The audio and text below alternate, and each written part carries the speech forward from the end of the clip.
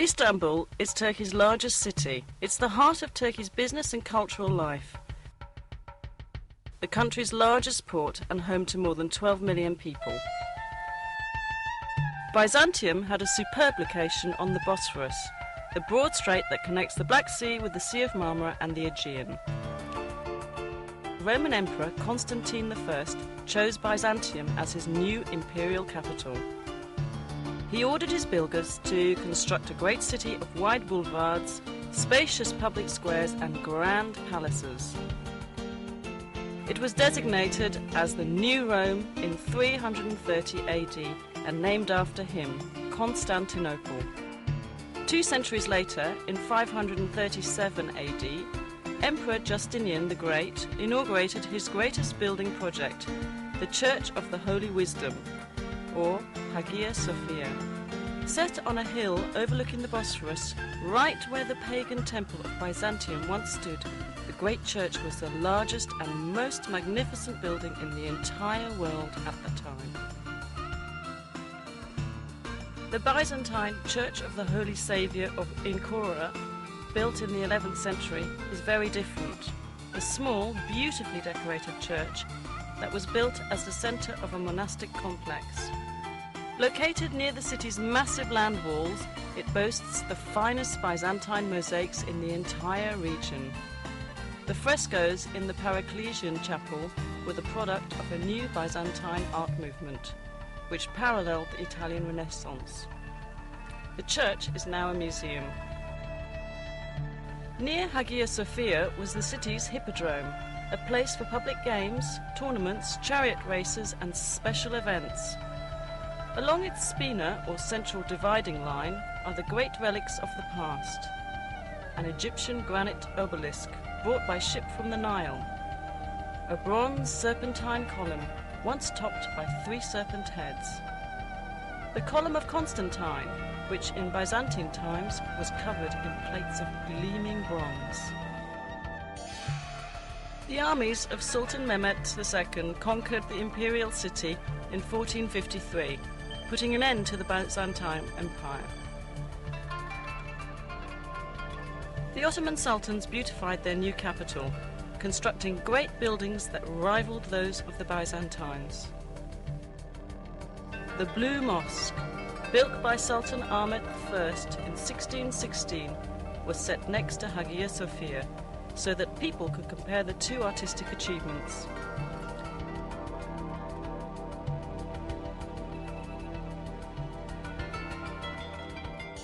The Sultan endowed his great imperial mosque with many other buildings to serve the people.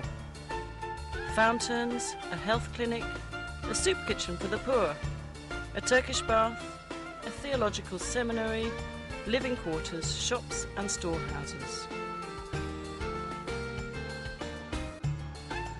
Topkapi Palace, known as the Seraglio to Europeans, was the home of the imperial family and the centre of the empire's government. Constructed between 1465 and 1478, it was expanded and modified dozens of times over the next 4 centuries. It is a beautiful, livable place of gardens, pavilions and sumptuous royal chambers. Many of them are decorated with priceless Turkish tiles. The most popular section of Topkapi is the Imperial Harem, legendary for its luxury, romance and intrigue.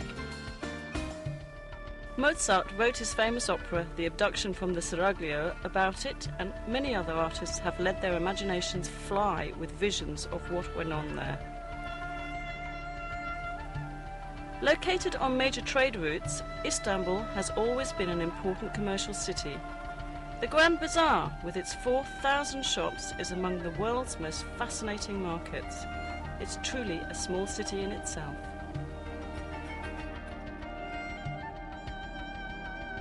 Nearby on the Golden Horn is the Egyptian or Spice Bazaar, known in Ottoman times as the place to buy exotic spices and herbs to be used in cooking or as traditional medicines. Crowning a hill overlooking the city is the Süleymaniye, or Mosque of Sultan Süleyman the Magnificent, the largest of Turkey's imperial mosques. Built for the empire's greatest sultan, it is the masterwork of Mimar Sinan, Turkey's greatest architect. The region around Istanbul is filled with fascinating places to visit on day trips. Take a fast ferry boat voyage south across the Sea of Marmara to visit Iznik, known in ancient times as Nicaea. Iznik is known today for its agriculture, but it has a deep romantic history. Ancient Nicaea was an important political, cultural and commercial city surrounded by powerful city walls which survive to this day. The early Christian church held two important ecumenical councils here.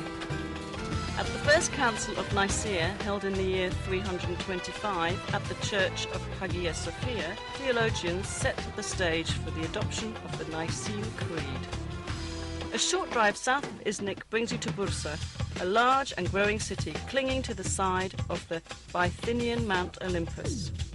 Bursa was already ancient when, in 1326, the Ottoman Sultans chose it as the first capital of their rapidly expanding empire. They beautified their new capital with fine public buildings, including the Ulu Cami, or Great Mosque. Dating from 1396, it is the oldest Ottoman mosque still standing. A quarter century later, the Green Mosque was built. Its style is different from that of the Arab-influenced Ulu Cami. The Green Mosque and neighbouring buildings, a royal tomb, a theological seminary and a soup kitchen for the poor, give us a glimpse of what Ottoman architecture would achieve during the coming centuries.